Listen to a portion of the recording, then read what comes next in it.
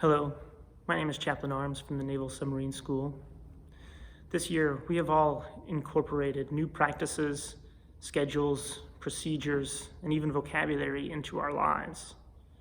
In October, most of us probably did not know what a coronavirus was, and most likely were unfamiliar with the ideas of social distancing or contact tracing.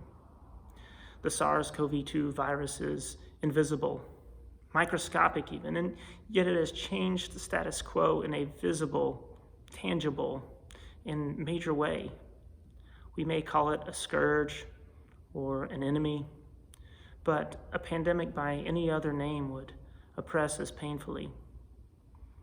In the history of the Jewish and Christian faith, Yahweh, or the one who causes to be, has been known by many names. El Elyon, the God Most High; El Shaddai, God Almighty; Yahweh Rapha, Yahweh heals; Yahweh Yireh, Yahweh will provide. Each of these names reflect an aspect or characteristic of a God who is powerful and present and able. This God heals, and this God hears our cries. And as Moses was encouraged, and God's people were reminded by the prophet Isaiah, this God's arm is not too short. You may believe that today. I believe it today. But you may also join the prophet Habakkuk and the ancient psalmist asking, "How long shall we cry out? How long will you hide your face?" God's people have endured great suffering throughout history and cried out in lament for mercy and restoration. And they have waited. And God has heard their cries, and their hearts have been strengthened, and their strength has been renewed. We have no choice but to be patient.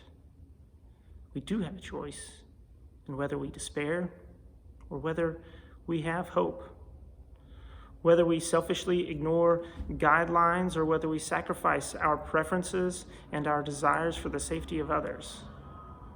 While we must accept our current reality, we must not forget that though life will change, it will not always be like this.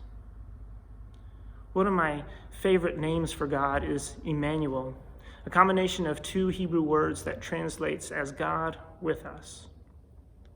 For Christians who have just celebrated the resurrection of Jesus, we remember that God walked among us and therefore knows and understands our sadness, our desires, our struggles, and our pain. And though we now worship the glorified and ascended Christ, not the earthly incarnate Jesus of Nazareth, we remember that God was with us and that truly God has always been with us, and that God will always be with us.